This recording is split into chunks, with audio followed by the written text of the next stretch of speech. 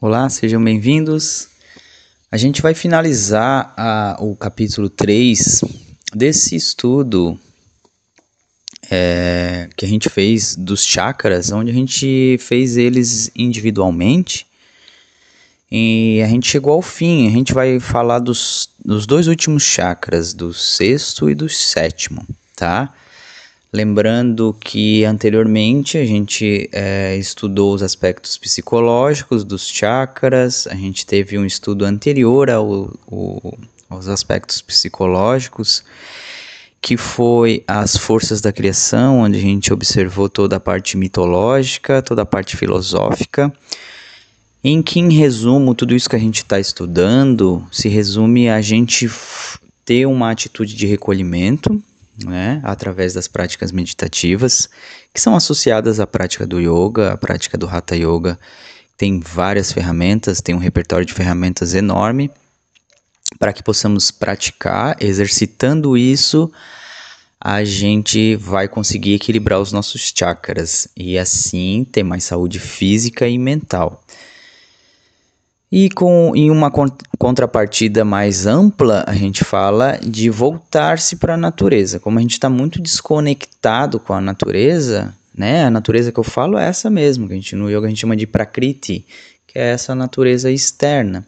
Então, a atitude da gente voltar para a natureza em uma atitude contemplativa de observação, a gente vai aprender com essa sabedoria. Imagina, são milhões de anos, né, até que se formasse a terra, até que os animais, as rochas, o vento, né, chegasse a como está agora no nosso momento histórico. Então, o nosso fato de a gente voltar a nossa consciência para isso, também é uma maneira de equilibrar os chakras. E aí surge o advento do Hatha Yoga, que vem trazendo essa ideia filosófica em seu cerne, né, em sua essência, mas ele ainda traz várias ferramentas, né? Ele consegue fazer uma discriminação mais detalhada de alguns desequilíbrios que existem no nosso corpo, quando determinados chakras estão em desequilíbrio. Consegue observar também as harmonias, quando eles estão harmônicos, qual o respaldo psicológico e respaldo físico que isso traz na nossa prática, no nosso dia a dia. E aí também toda a parte mântrica, né? A parte simbólica, que são os yantras, que a gente vê cada um dos chakras que a gente estudou teve um animal símbolo também, tem os seus signos astrológicos associados. Então isso é tudo do campo do Hatha Yoga, né? Que daí consegue fazer esse estudo um pouco mais detalhado e pra gente é bom também, tá? Então vamos seguir a nossa prática. Agora a gente começa no Agnya Chakra, que significa comando, né, a tradução. Esse chakra é o sexto chakra. Esse é um chakra muito associado à nossa meditação, né? Um chakra, os seres que mais praticam a meditação tem esse chakra desenvolvido, né? Então, a localização dele aqui, né, no centro do cérebro, e projeção na sobrancelha. Ali no terceiro olho, né, o famoso, né, terceiro olho. Aqui é o chakra do terceiro olho, acabei de falar, né, associado à autorrealização. Local de meditação e sede do conhecimento espiritual. Como eu falei ali no início da nossa aula, então esse chakra aqui é para aqueles que já desenvolveram a meditação como uma ferramenta de autoconhecimento e a pratica já há um bom tempo. Então, quando a gente está praticando, por exemplo, quando a gente está cantando mantras, a gente está desenvolvendo, abrindo isso, né? A gente está, esse conhecimento espiritual, lembra que sadhana no yoga, né? Sadhana é prática espiritual. Então, quem pratica yoga está em busca disso aqui, né? Em busca de abrir esse Agnya Chakra. E a gente vai no elemento, todos os elementos anteriores tiveram algum, né, elemento que se manifesta na natureza, como a terra, né, o ar, a água. E esse elemento são todos, né, o elemento do ser total. a gente observa que é um estado de unidade mesmo entre o ser humano e a natureza que está ao redor. O sentido também. Todos os sentidos na forma de percepção extrasensorial. Aqui a correspondência corporal é a área mais ligada à cabeça, né, que são as têmporas, o cérebro, sistema nervoso central, olhos, ouvidos e nariz. A glândula correspondente é a hipófise e a pineal, né, que essa glândula pineal aqui existem alguns estudos já até bem maduros, né, parte de uma maneira investigativa e depois já chega de uma maneira madura, que essa glândula aqui é a glândula que faz a nossa conexão com um plano sutil, né? Existe uma corrente bem forte já a favor dessa ideia. Então, essa glândula é uma glândula que vai fazer esse link, né?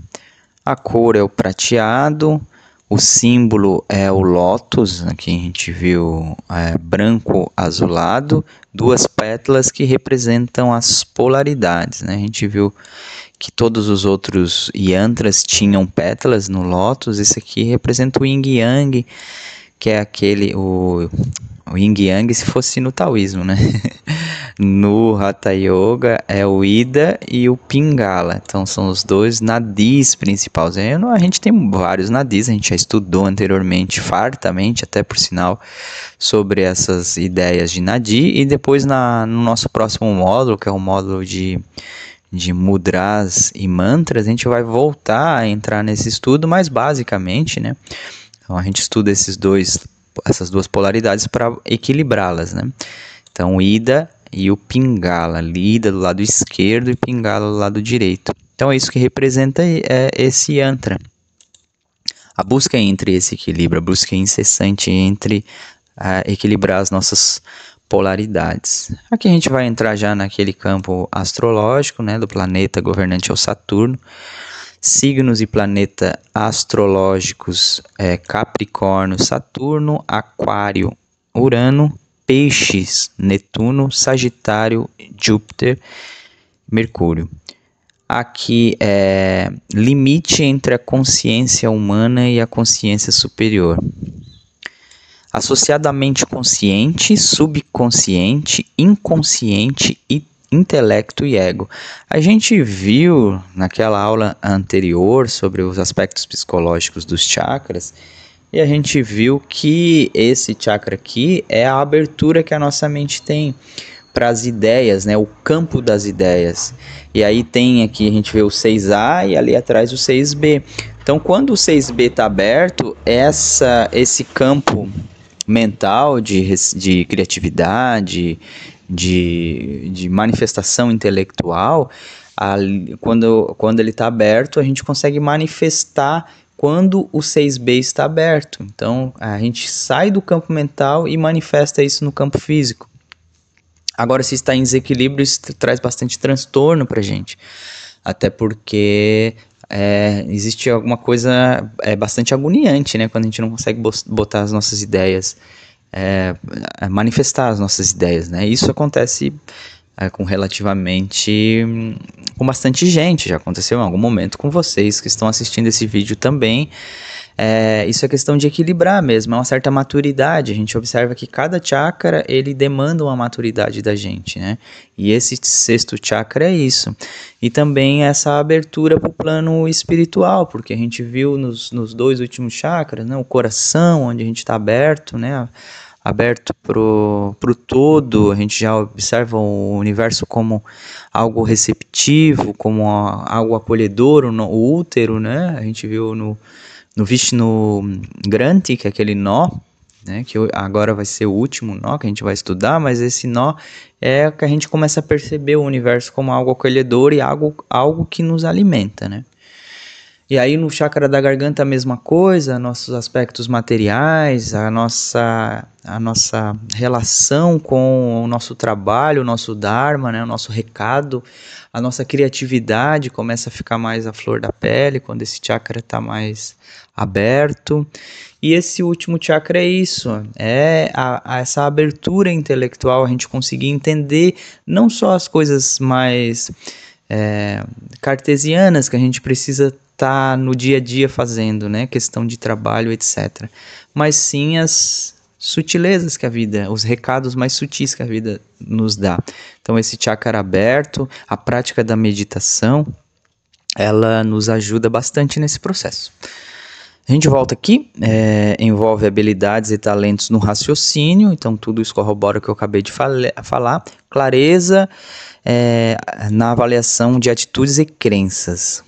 Representa a capacidade de conhecer por meio não comuns, como intuição, percepção psíquica, introspecção e sabedoria.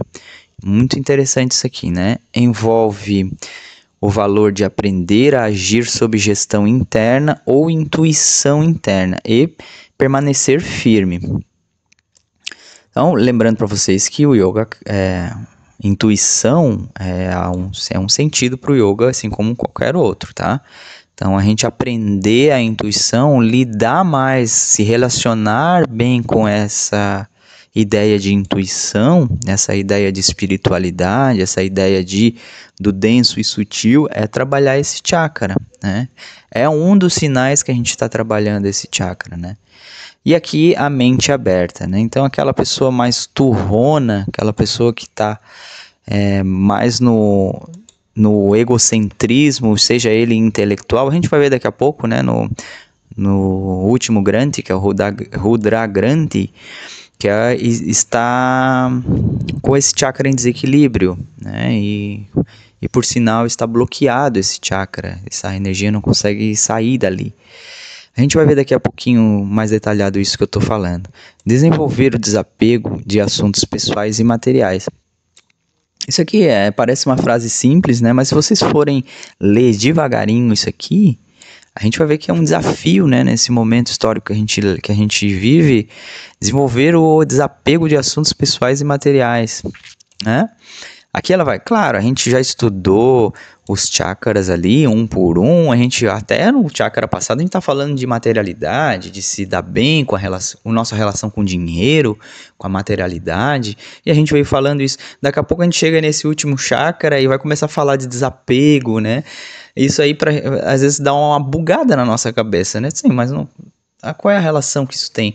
Então, é a relação harmônica, a gente quer equilibrar a história, né? A gente não quer virar um asceta, virar um retirante. A gente vai falar, se tu veio só ver esse chakra, vai ficar meio confuso, né? Mas essa relação que a gente está falando de desapego é a mesma essa relação de que a gente se apega à Prakriti, a gente se apega a essa relação material e acha que é a única existente. Então, quando a gente falar em desapego e aparecer a desapego agora na nossa aula, tenta visualizar mentalmente algo que a gente necessita. Eu acho que isso, geral, a gente necessita sim de um desapego, mas não no extremo, porque a gente busca equilibrar, né? E a nossa ideia não é se desapegar dos nossos bens materiais, nem tampouco das pessoas que a gente ama, né? A ideia é a gente equilibrar isso, até porque ninguém aqui que tá vendo, inclusive eu, não tem essa pretensão, né, de virar um monge, nem virar um asceta, nem nada disso. A única pretensão que eu tenho enquanto praticante de yoga é ganhar uma percepção maior sobre a vida, ganhar saúde física, mental, né, saúde para o corpo, tranquilidade para a mente, né, e assim por diante. A gente segue aqui. Agora, ser focado em nossas verdadeiras motivações, né? Então, isso aqui também é importante. Enfrentar os medos e ilusões restantes refina nossa capacidade de distinguir o autêntico e o não autêntico. Seguir o poder da verdade interior e não das verdades impostas internamente. Isso aqui já é algo de quem já está numa busca de autoconhecimento, né? Quem não está numa busca de autoconhecimento não vai ter essa ferramenta, né? A verdade interior. Vão ter muito mais perguntas do que respostas quando aquela pessoa que nunca se desenvolveu internamente, né, e voltar-se internamente, vai estar uma bagunça interna. Então a busca de poder, né, na verdade interior, é aquele que praticante que já vem numa busca, já vem numa caminhada em busca dessa verdade interior, dessa essência, né, desse vazio fértil. Aprender a distinguir entre o essencial e o ilusório. Então, aquela outra frase que eu tinha botado, que eu tinha falado lá no slide passado, né? Eu sugestionei para que a gente voltasse. Agora também é a mesma coisa, aprender a distinguir entre o essencial e o ilusório, né? Difícil, a gente não tem uma resposta pronta para isso aqui, né? Não tem uma resposta pronta. Então, o mantra correspondente é o mantra Om. Quando a gente pratica o Om no início, a gente canta o Om, esse símbolozinho que está aqui atrás, né, que parece um 30. Esse mantra Om é um mantra que vai querer estar impulsionando a nossa consciência para o Agnya Chakra. A gente está impulsionando. A gente não alcançou aquilo ali, mas a gente tem... É como se a gente estivesse apontando o dedo para o nosso objetivo, né? E a gente não está olhando para o dedo, a gente está olhando para o objetivo. Quando a gente pratica yoga, por mais que a gente esteja essa prática de tapetinho, a prática já bem ocidentalizada, né? Já mais com jeito ocidental, ainda mais a gente que é brasileiro, né? Abrasileirou ainda isso. Mas eu não vejo nada de errado diante a isso. Eu vejo que existe uma proposta, a gente só não pode esquecer da essência que é a prática do yoga. Então a gente, por exemplo, se a gente não praticar o mantra Om no início ou no final, né? No meu caso, na minha prática, a gente canta o Om no início e no final, e medita no início e no final. É o legado que a gente vai ter do Hatha Yoga, porque a gente não vai conseguir fazer posturas pro resto da vida, né? Nosso corpo vai chegar um momento que ele não vai fazer uma postura invertida, nem tampouco uma postura de resistência. Enfim, um alongamento não vai acontecer. Mas se a gente tem essa... É como se a gente estivesse fazendo uma musculação mental, abrindo esses parlamentos que estavam fechados na nossa mente. A gente vai conseguir, em idade avançada, meditar, em idade avançada, praticar os pranayamas, por exemplo, cantar o mantra Om, entrar em contato com o sutil. Então, basicamente, a gente, quanto praticante de yoga e fiéis à tradição, né, enquanto a gente está estudando isso é porque gera alguma curiosidade na gente, e a gente vai estar sempre cantando um mantra Om em busca desse sutil, em busca desse essencial, né, em busca desse aspecto espiritual que a prática do yoga nos traz. A gente segue aqui para a gente avançar. E aí a gente vai falar desse último nó, né? A gente viu no primeiro nó, que é o Brahma Granthi, a gente viu que é aquele nó que está relacionado ao nosso apego à vida, ao nosso medo, né, de morrer. Então, os nossos apegos materiais, a gente está muito agarrado na Prakriti ainda, também relacionado à nossa sexualidade. Ali no Vishnu Granthi, a gente está, que foi bem no chakra do peito, né, do coração, é a expansão para o todo. Então, o nosso ego no terceiro chakra já está fragmentado, ele já tem um senso de pertencimento maior, né? Aquele arrancar, aquele senso do eu. Ele no quarto chakra é aquele amor que essa terra nos dá, né? A gente está agora, né, em um lugar que é muito acolhedor, se a gente for pensar de uma maneira mais ampla. É um lugar que está nos dando abundância de alimento, de ar, né, de tudo, de saúde, né? A gente está assistindo o vídeo, a gente está com saúde para a gente seguir a nossa vida e as nossas buscas materiais e espirituais. Então, quando a gente trabalha esse nó aqui, a gente abre o nosso coração para isso. Por isso que quem pratica yoga gosta de abraçar bastante. Geralmente são pessoas que tendem a priorizar a amorosidade, né? A gente não fica tão não tão áspero, né, com a vida, a gente consegue se relacionar melhor com isso, mas isso que não seja uma coisa mentirosa, não seja um teatro, né, que seja uma coisa verdadeira mesmo. Então é uma coisa que a gente exercita, mas também não é um teatro, né, ninguém aqui fazendo um teatro para que todo mundo fique com uma vozinha tranquila, paz e amor, e sim é uma maneira de se pôr na vida, né, e cada um, o yoga vai se manifestar diferente para cada pessoa que pratica. Isso também é interessante de observar. E nesse último chakra é isso que a gente está vendo, né? Associado aqui, ó, ao sentimento de superioridade, arrogância, de se pensar acima dos outros, detentor de algo que os outros não possuem. Vemos muito isso no meio acadêmico. Então, quando a gente tem esse intelecto desenvolvido, né, a gente observou no estudo do Yoga Sutras de Patanjali, que no primeiro verso do Kaivalyapada, do quarto capítulo, que é o capítulo da libertação, ele vai falar que os poderes psíquicos, eles podem vir através da hereditariedade. Então pode passar para ti esse poder físico e intelectual. Então tu pode ter o sexto chakra aberto por isso, né, dentre outras coisas, né, austeridade, né, mas hereditariedade é o primeiro que ele fala, né. Então, quando a gente não tem essa relação, tem esse chakra desenvolvido por hereditariedade, né, ele dá mais outros exemplos, mas vamos ficar aqui para não alongar muito. A gente tem essa relação, às vezes, imatura com isso. A gente observa que a gente desenvolveu bem a questão intelectual, mas não consegue expor, fica botando arame farpado, né, para que isso não seja um conhecimento que se espalhe, ou tem até um egocentrismo de se achar superior. Isso a gente fala no plano intelectual, mas a gente fala no plano espiritual também. Às vezes a tua mente consegue manifestar alguma coisa extraordinária e você tira proveito disso. A gente vê, né, que às vezes tem pessoas que têm uma mediunidade avançada e usam isso até para explorar, né, o outro de uma maneira financeira, por exemplo, né, e achando que usando essa superioridade, né, a favor próprio. Então, quanto maior, o yoga fala isso muito claro, né, quanto maior o desenvolvimento é mais difícil de se manter. Então não existe, tu tá trabalhando o sexto, quarto, terceiro e quinto chakra, que tu já não corre perigo e não tem mais erro, tu já tá tão maduro que não vai cometer erro. Não, o yoga deixa muito claro isso, inclusive demonstrou nesse slide agora, de que a gente pode fazer isso de uma maneira equivocada, né?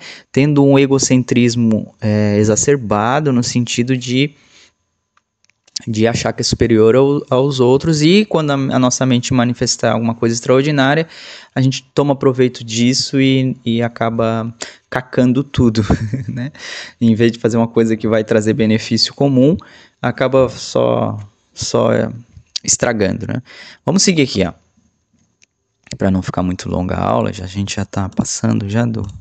O fundamental no caminho do autoconhecimento é percebermos as forças cósmicas. Então, basicamente, é tudo isso que a gente está estudando até agora, as forças cósmicas, né? Presentes como potencialidades e que nós não somos separados do todo. Olha que legal. Devemos perceber que não há diferença entre o meu corpo físico e o corpo do universo. Nem tampouco entre o corpo sutil e o corpo sutil do todo, ou entre o corpo causal e o corpo causal total, assim como é no universo, é no corpo individual. Tudo isso que a gente estudou é isso daqui. Para a gente sair desse nó, né, nó de Shiva aqui, né, Rudra Grande, a gente tem que participar de uma maneira mais autêntica, uma maneira mais entregue nesses processos, né, de autoconhecimento. Aí a gente segue aqui, vamos lá. Quando ele está em desarmonia, né, o sexto chakra está em desarmonia, existem obstruções físicas que estão associadas a dores de cabeça, por exemplo, enxaquecas, problemas nos olhos, oculares, pesadelos, visões, alucinações irritantes, sinusite, desequilíbrio hormonais, insônia e algumas alergias. distúrbios psicológicos, a gente vê que existe uma concentração fraca, por exemplo, uma sensação estranha ao corpo, tensão mental. A gente vê que o nosso momento histórico tem muito desequilíbrio, né, no sexto chakra, pouca percepção e pouca discriminação entre o real e o superficial, né? Muito mesmo no nosso momento histórico, né? Falta de coerência entre o que se acredita e o que é feito, sentimentos de deslocamento, hipersensibilidade aos sentidos ou opiniões projetadas. Outros refugiam-se no conhecimento e na análise intelectual, manipulação, egocentrismo, dogmatismo, orgulho ou insegurança, timidez, sem distinguir entre o ser pessoal e o ser superior. Então aqui quando ele está em desarmonia, quando ele está em harmonia é sempre aquela alegria, né? Desapego em termos de bens materiais, desejos de reconhecimento ou fama, poder, riqueza, conhecimento, sucesso material. Eu alertei, né, um pouco antes sobre isso, né? A gente está falando em equilíbrio, tá, gente? Em equilíbrio.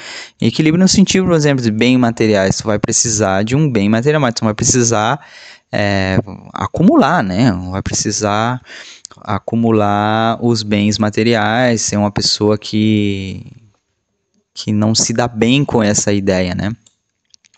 Desejo de reconhecimento e fama é muito ligado ao ego, né? Então, quando a gente está ainda atrelado a isso, a gente vai sofrer ainda para harmonizar o Agnya Chakra. Seguimos descobertas sobre o verdadeiro ser espiritual, ser feliz, estar em paz em qualquer situação na vida, atitude compassiva, observância neutra consigo e equanimidade em relação aos outros. Discernimento, limpeza, clareza e percepção, maior capacidade de viver plenamente no presente e fluir no ritmo da vida. Intuição confiável, desenvolvimento de poderes psíquicos como clarividência, clareaudiência, telepatia, meditações profundas, verdadeiro autoconhecimento, visões, sonhos premonitórios, capacidade de ver as energias sutis, capacidade de ser espiritualmente responsável e comprometido com o próprio processo. Não sei porque que ficou aqui escondidinho. Não consegui ler essa última. A capacidade de apreciação do serviço altruísta. Não sei se vai ficar para você escondidinho, mas para mim ficou essa última slide aqui. Observação contemplativa a gente vai ver aqui, observe a mente como um movimento constante. Nesse movimento, perceba seus caminhos. Há na mente concreta grudada à lógica, observe. Nesse movimento, perceba os seus caminhos. Há na mente concreta, grudada à lógica e constante causalidade dos eventos. E há igualmente um espaço silencioso na mente. Um aspecto silencioso na mente e de reconhecimento direto, a intuição. Perceba como você se relaciona com a intuição. Essa é a nossa observação contemplativa. Medite, pratique a meditação da tradição que for, manifeste sua fé. Então aqui, né, o Sankalpa, a meditação. Observe como você reage às energias mais sutis dos outros e dos ambientes. Observe como você lida com a sua capacidade de se conectar com o que está fazendo. Observe como se manifesta a arrogância intelectual e o sentimento de superioridade associado à posse de qualquer conhecimento. Na consciência do corpo, dê atenção especial à área dos olhos, né? A área que a gente observa enquanto medita, né? Inclusive a região da cabeça, imediatamente oposta a eles. Relembre fatos e vivências aqui já, né? Quem já passou ou está nessa idade, 35 a 42, desculpa, especialmente associados à figura da mãe ou feminina. Tá certo? Então eu vou terminar por aqui porque alongou um pouco mais. Então na próxima aula a gente faz um resumo do que foi estudado e a gente fala do último chakra, do sétimo chakra, nesse sétimo, né? Esse número tão tão simbólico, né? 7 maravilhas do mundo, né? 7 chakras, assim por diante. A gente vê esse último chakra e faz um resumo do que foi estudado, algumas curiosidades que eu deixei de falar, porque senão vai ficar uma aula muito longa, a gente já tem meia hora de aula, acho que para formato de YouTube é legal, né? Eu agradeço a presença de vocês e a gente vai seguindo. Grato pela presença e até mais. Namastê.